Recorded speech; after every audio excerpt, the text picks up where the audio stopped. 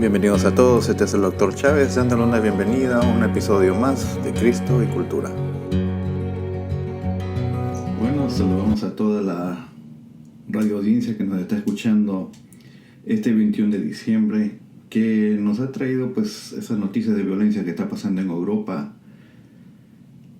musulmanes atacando centros donde se celebra Navidad, manejando camiones, el asesinato del diplomático, del embajador ruso allá en Turquía, y todas estas son noticias que vienen en la época navideña y no son cosas extrañas. Tenemos que enfrentar el problema del Islam, de lo que representa para el cristianismo acá en Europa, en Estados Unidos, y cómo está la iglesia preparada o equipada para enfrentar este problema creciente del Islam. Y el problema más grande que tenemos entre las dos entidades es el problema de Cristo y lo que representa el reino de Dios. Ellos están esparciendo el reino de Dios de acuerdo a lo que han leído en el Corán, en esparcer su reinado a través de la espada, y nosotros acá en la iglesia tenemos que cambiar de estrategia para poder de alguna manera contrarrestar todo lo que estas organizaciones están haciendo. Continuamos con el tema del reino de Dios. Pues lo que hicimos la semana pasada es un concepto grandioso, escondido. Yo no sé por qué lo han escondido. Es un tema que pocos tocan, mucho menos en los seminarios americanos. Pero agradecemos que es un tema que nos ha llegado a nosotros. A mí me cambió la vida personalmente. Y esta mañana quiero ver cómo el reino de Dios puede ser incorporado a la iglesia, cómo el reino de Dios puede cambiar las cosas como están en nuestras iglesias latinas acá operando en los Estados Unidos. Para nadie es un misterio que nuestras iglesias latinas son conocidas porque son separatistas, muchas son sectaristas, se dividen, no se hablan las unas con las otras, existe un espíritu de competencia. Estaba leyendo un artículo ayer de que el 75% de los pastores o ministros no tienen ninguna preparación teológica, y eso añade el problema porque quién los ordena, cómo se preparan, qué es lo que están enseñando, y pues uno asume, ¿no?, que ellos transmiten y enseñan lo que han aprendido de las otras generaciones y lo siguen perpetuando. Y nosotros acá como entidad teológica latinoamericana operando acá en Edison, Nueva Jersey, pues nosotros estamos dispuestos a asociarnos con los ministerios y asociarnos para ayudarlos en el proceso de discipulado y la preparación de pastores, ministros, candidatos pastorales y misioneros. Nuestra entidad es totalmente distinta. Así que hoy queremos hablar sobre el tema del reino de Dios. El reino de Dios tiene 4 elementos que son ampliamente explotados en el Antiguo Testamento como en el Nuevo Testamento. Tiene el elemento del evangelismo, discipulado, justicia y cultura. Y es en los primeros 2 precisamente donde la iglesia latina se ha concentrado, en el evangelismo y en el discipulado. Y pues por años se ha practicado el evangelismo en masas, el evangelismo trayendo famosos evangelistas a ciertas ciudades, gente que Dios los usa. Es un evangelismo que se encuentra también en el Antiguo Testamento, tanto como lo hecho por los apóstoles en el Nuevo Testamento. El segundo elemento es el discipulado, ¿verdad?, que está basado en Deuteronomio 8:6, que dice: guardarás pues los mandamientos del Señor tu Dios para andar en sus caminos y para temerlo. Y para guardar los mandamientos hay que aprenderlos de una persona, hay que ver cómo lo modela y para copiar esas cosas. También tenemos en Mateo 28:20, donde el Señor nos dice: enseñándoles a guardar todo lo que les he mandado. Tenemos el molde de enseñar, de transmitir las enseñanzas del Señor a las próximas generaciones. Y este proceso de discipulado, pues en nuestras iglesias latinas ha sido un proceso lineal. Y digo lineal porque está basado en uno tiene que acabar una clase, después tiene que seguir la segunda base, y después la tercera base, después la cuarta base, Son procesos lineares que se demoran un tiempo y porque son conocidos porque son totalmente inefectivos. Los discípulos no se forman en una aula. Nosotros pensamos que el discipulado se forma en el aula del mundo, en cómo se comportan, cómo andan con Cristo, cómo modelan las enseñanzas del Señor Jesús. El tercer elemento es el elemento de la justicia. Isaías 58:6 dice: ¿no es este el ayuno que yo escogí? Desatar las ligaduras de injusticia, soltar las coyundas del yugo, dejar ir libres a los oprimidos. Interesante texto, porque usualmente uno escogía el ayuno para romper las ligaduras interiores del alma, y cuyo, dicho sea de paso, es una muy buena disciplina cristiana, pero dentro del contexto histórico del Antiguo Testamento es usada para combatir la injusticia. ¿Cuántos de nosotros ayunamos cuando no estamos conformes con el gobierno, cuando vemos injusticia? Veamos ahora acá el Nuevo Testamento, Mateo 6:33, donde dice más: busquen primeramente el reino de Dios y su justicia. Dicen este es el elemento de la justicia, donde nuestras iglesias latinas, en su gran mayoría, no todas, porque hay muchas iglesias buenas, pero en su mayoría es un elemento donde no se ha incorporado totalmente. ¿Por qué digo eso? Las iglesias siguen un modelo escapista. Escapista porque han entendido, según leyendo Primera de Juan, donde se dice que no debemos amar al mundo. Entonces se han escapado sus iglesias, han formado murallas, han puesto rejas. Todo lo del mundo es malo, es pecado, por lo tanto hay que protegerlo. Cuando llega un nuevo creyente, pues se les adoctrina, se les exhorta a abandonar sus amistades mundanas, a dejar de escuchar la música mundana. Y sus mujeres, pues se les prohíbe las telenovelas y todas esas cosas más que nosotros somos familiares. Sin embargo, ¿cómo podemos combatir la injusticia estando encerrados en nuestras cuatro paredes de las iglesias? Uno dice orando. Caramba. Cuando el pueblo de Israel estaba escapando del ejército egipcio, llegaron frente a las orillas del Mar Rojo y Moisés se pone a orar. Y el Señor le dice: este no es momento de orar, este es momento de acción. Levanta tus manos. Y la palabra dice que el Mar Rojo se dividió en dos y por ahí cruzó el pueblo de Israel. Entonces este es uno de los aspectos donde nosotros creemos, y esta es una creencia firme, de que la justicia tenemos que practicarla fuera de la iglesia. Tenemos que salir de nuestras cuatro paredes y tenemos que hacer un contacto con nuestras comunidades. Y este viene a ser el cuarto elemento del reino de Dios, que es la cultura. Porque Dios ha venido a salvar a todas las razas, o los etnos, como aparece en el griego. Isaías 51:4 dice: porque de mí saldrá una ley y estableceré mi justicia para luz de los pueblos, luz de los etnos. Este evangelio es para todas las naciones, no solamente para nosotros. En el Nuevo Testamento, Lucas 2:32 dice: luz de revelación a los gentiles, a los que no han conocido la ley. Este evangelio es luz de salvación. Pero ¿cómo llevamos este mensaje a la cultura si no tenemos contacto con la cultura?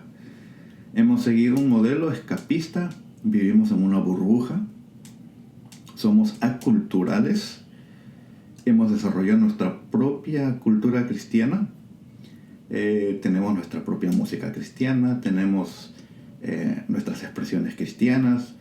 Por ejemplo, si usted va un domingo a la iglesia y la gente no se saluda normalmente, no te dice: hola Carlos, ¿qué tal? ¿Cómo estás? No, Dios te bendiga, varón. Wow, expresiones antiguas, ¿verdad? Pero uno aprende todo esto, estas subculturas que se desarrollan en cada iglesia. Pero la iglesia del reino de Dios, hermanos, necesita tener estos cuatro elementos: el evangelismo, el discipulado, la justicia y la cultura. El evangelismo es algo que la iglesia siempre ha practicado y lo ha hecho muy bien. En el área del discipulado es donde la iglesia ha cometido serios errores y ha optado por métodos que son totalmente inefectivos. Se ha pensado que el discipulado consiste en instituto bíblico de 4 o 3 años, y a la final pocos se gradúan, muchos se van, no tienen tiempo, o vienen los problemas familiares. Y en términos de justicia y cultura son casi inexistentes en nuestras iglesias. En otras palabras, si nosotros queremos incorporar el reino de Dios, debemos incorporar estas últimas 2 áreas a nuestra manera de cómo ministramos. Ahora, ¿cómo hacemos esto con nuestra gente? Nuestra gente que viene a nuestras iglesias. Porque por años la espiritualidad ha consistido de la BOA: Biblia, oración, ayuno, una piedad personal que no tenga contacto con el mundo. Tenemos cristianos que son contraculturales. Entonces, ¿cómo agarramos a esas personas y le decimos: ahora tienes que practicar la justicia y tienes que tener contacto con la cultura? Muchos de ellos ya han perdido amistades. Y todo esto es víctima y producto de una espiritualidad pietista que se ha propagado en nuestras iglesias. Y el pietismo, todos ustedes saben la historia del pietismo, cómo se desarrolló. El pietismo tuvo sus cosas buenas, muchas contribuciones, especialmente en el área de las misiones, pero fue un estilo de espiritualidad que ya no funciona hoy en día. Yo la considero una espiritualidad dualista, porque separa 2 esferas de nuestra vida. Separa lo sagrado de lo secular. En otras palabras, a la persona se le exige: ve y trabaja. Pero tú adoras en la iglesia. Tú puedes servir a la iglesia. Si vas a servir a Dios, tienes que servirlo dentro de los ministerios de la iglesia. Y es una espiritualidad que Santo Tomás de Aquino la hizo muy efectiva entre los católicos. ¿Qué más se puede decir? Es totalmente inefectiva. Es más, los mismos católicos saben que para su clero ellos requerían una espiritualidad más elevada que la dualista. Entonces nosotros necesitamos incorporar otro tipo de espiritualidad porque tenemos que establecer los primeros ladrillos. Entonces nosotros consideramos que una espiritualidad del reino de Dios consiste en unir nuestras 3 esferas en nuestra vida: lo sagrado, lo secular y nuestras propias vidas. Entonces, si usted intersecta esas 3 esferas en su vida, ¿verdad? Donde intersectan las 3 esferas es precisamente donde uno experimenta el reino de Dios. Ahí ocurren los milagros, ahí ocurren las sanidades, ahí es donde Dios sana y opera. ¿Por qué? Porque estamos llevando el reino de Dios y estamos llevando a Dios a otros, personas que son fuera de nuestra esfera cristiana. Esta es una espiritualidad que tiene muchos obstáculos. Vamos a mencionar unos cuantos hoy día. El primer obstáculo, ¿verdad?, vendría a ser el individualismo. Y el individualismo es un producto del modernismo, una filosofía que murió hasta en los años 80. Pero el individualismo, pues es fácil de identificar. Usted ve a estos hermanos que son autosuficientes en la iglesia, que nunca necesitan nada, que solitos ellos imponen las manos, siempre están bien, nunca piden ayuda. Son hermanos individualistas. Ellos solamente buscan estar bien con Dios, que Dios los bendiga, les gusta crecer en las cosas de Dios, pero no comparten ese conocimiento con nadie. Entonces el individualismo es una barrera, y es una barrera entre la comunidad cristiana, que es la iglesia, y la comunión que experimentamos con Dios. ¿Cómo podemos usar a esos hermanos dentro de la iglesia con los talentos que el Señor le ha dado? Pues hay que desvestirlo de ese individualismo. Y la mejor manera de romper el individualismo es cuando nosotros sacamos a los creyentes a trabajar en la calle. Por ejemplo, ministerios que operan en la calle, que reparten comida, que reparten alimentos. Ahí es donde uno ve quién de los cristianos tiene espíritu de siervo, de servidor. Y considero personalmente que aquellos que sirven son los únicos que deberían ser líderes en la iglesia. Porque aquellas personas que, porque son educados o exhiben una condición económica mejor que otros, usualmente esos son los que reciben el liderato en nuestras iglesias. Pero en el principio no fue así. Considero que el que no sirve afuera no sirve para el liderato. ¿Por qué? Porque va a ser más mal que bien. Entonces necesitamos romper ese individualismo. Necesitamos que este hermano comparta lo que el Señor le ha dado con otros, y esto se encuentra en las calles. Rápidamente, moviéndonos al obstáculo número 2, es la indiferencia. Y la indiferencia es el hijastro del modernismo. Si ustedes caminan por las calles de Nueva York, hay gente durmiendo en las calles y cientos de personas que le pasan por el costado, los miran o caminan por encima. No expresan ningún interés por la condición de este ser humano que está así. Entonces la indiferencia se ha metido a nuestras iglesias. Si se habla de que hay necesidad o hay que ir a servir a algún lado, no se presentan. Pero si usted manda un texto y dice vamos a jugar un partido de fútbol a las 5, ahí se aparecen 18 o 20 hermanos dispuestos a quemar un poquito de grasa. Y no hay nada de malo en ese tipo de actividad. Pero eso demuestra, ¿verdad?, el nivel de la indiferencia. Entonces necesitamos inculcar una conciencia para amar al prójimo. Y esto se expresa en las enseñanzas de nuestro Señor Jesús. En Mateo 22, versículos 38 y 39, ¿verdad? Dice: y el segundo mandamiento es semejante a este: amarás a tu prójimo como a ti mismo.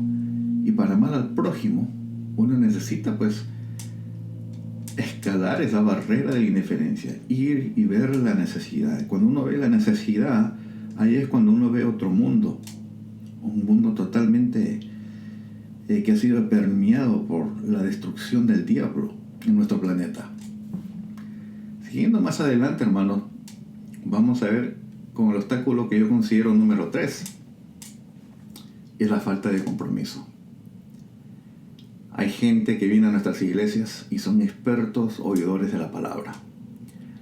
Hay gente que saben su Biblia, muchos de ellos vienen con un cuadernito y un lapicero y no anotan la nueva enseñanza, ni algo que les está ayudando en su vida. Muchos de ellos vienen con un espíritu crítico para ver dónde se ha equivocado el pastor.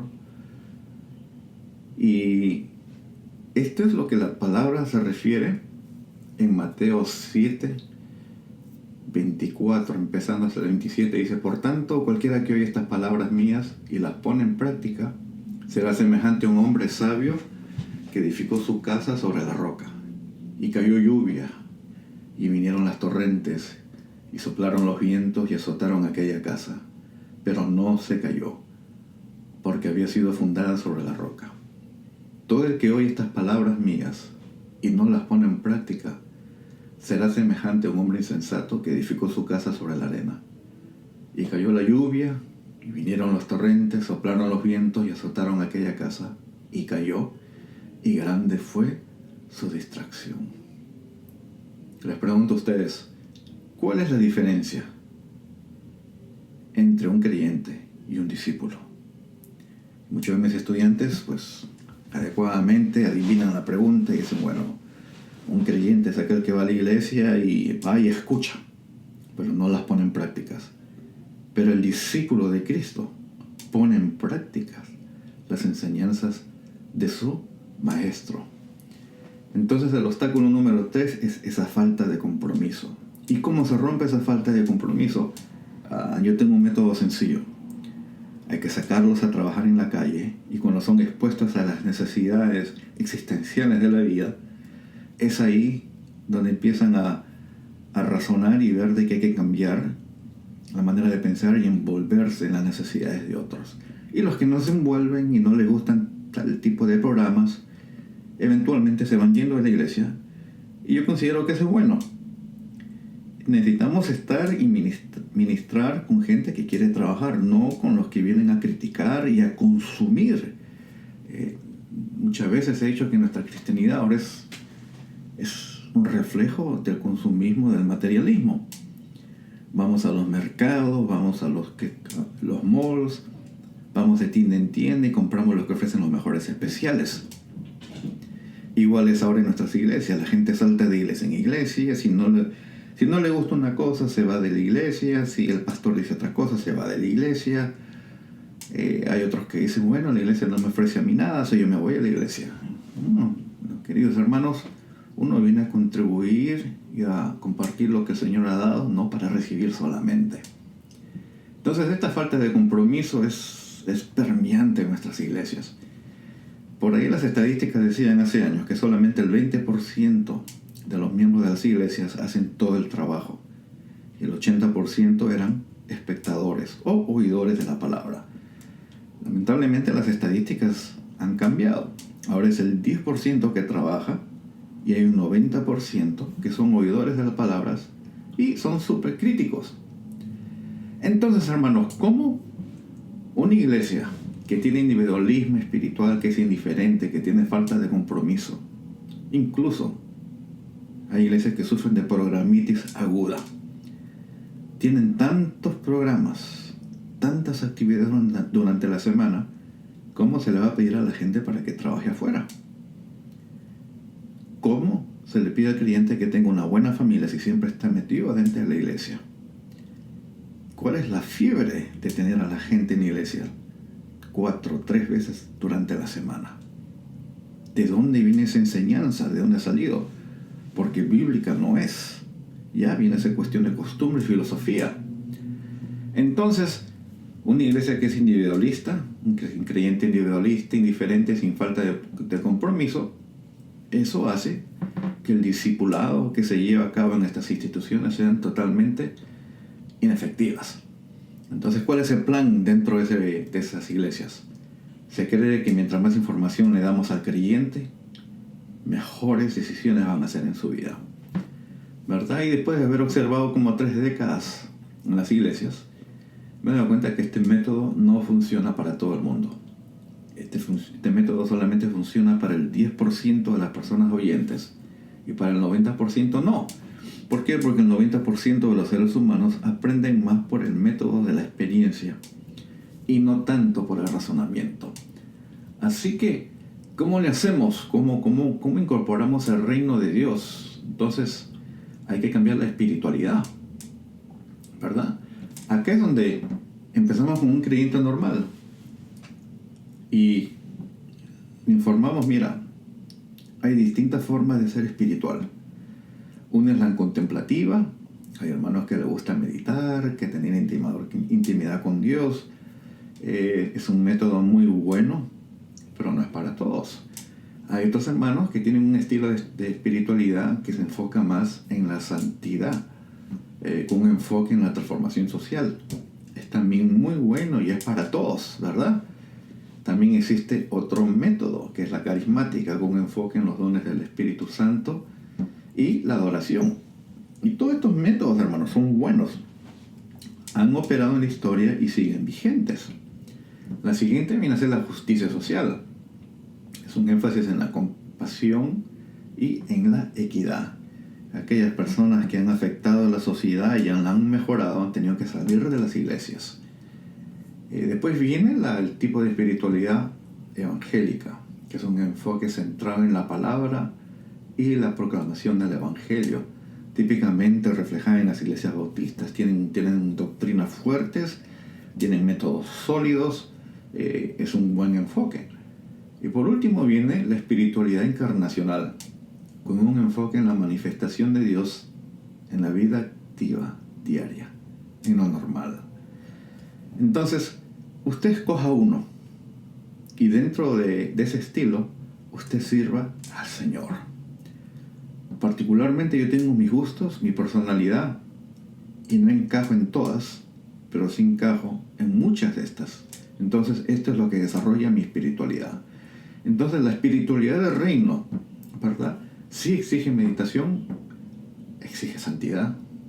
Definitivamente los dones del Espíritu son bienvenidos, son necesarios, pero también necesitamos incorporar la justicia social. Necesitamos un enfoque fuerte en la palabra de Dios, tanto que se padece de la ausencia de la palabra de Dios, y necesitamos practicarlo esto en nuestra sociedad encarnacionalmente. Entonces vemos, como ejemplo de una espiritualidad del reino, tenemos a nuestro Señor Jesús. su estilo de ministerio tenía 3 facetas. Una era la proclamación, él predicaba la palabra.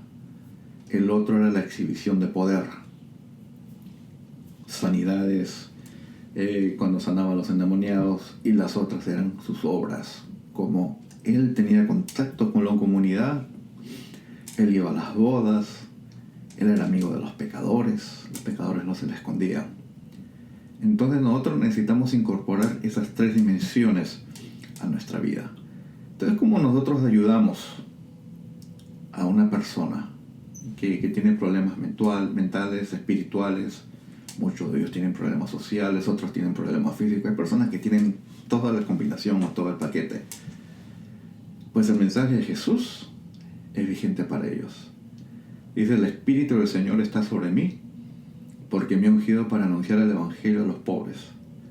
Me ha enviado para proclamar libertad a los cautivos y la recuperación de la vista a los ciegos, para poner en libertad a los oprimidos.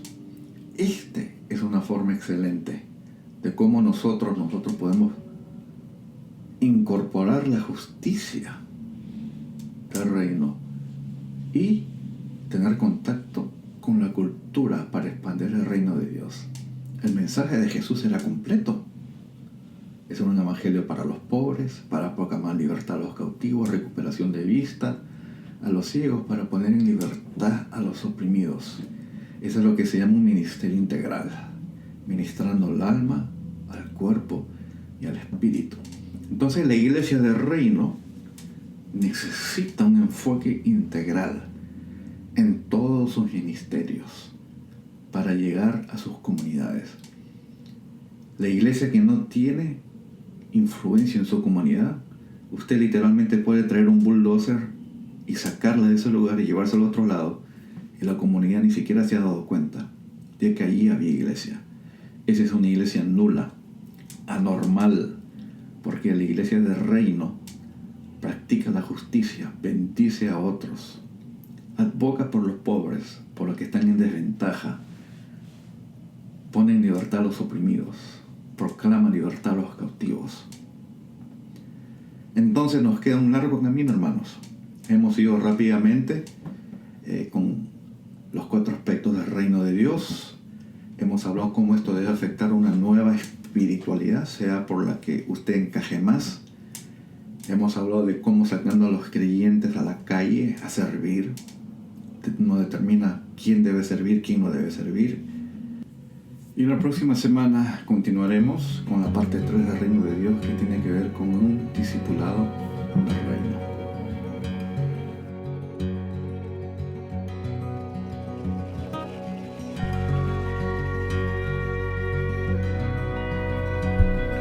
Bueno, espero que les haya gustado este tema. Pueden suscribirse a nuestro canal en YouTube, Edison Theological Seminary, o hacerse nuestros amigos en Facebook. Y los dejo con la benedicción de Filipenses 4:7. Y la paz de Dios, que sobrepasa todo entendimiento, guardará sus corazones y sus mentes en Cristo Jesús. Amén.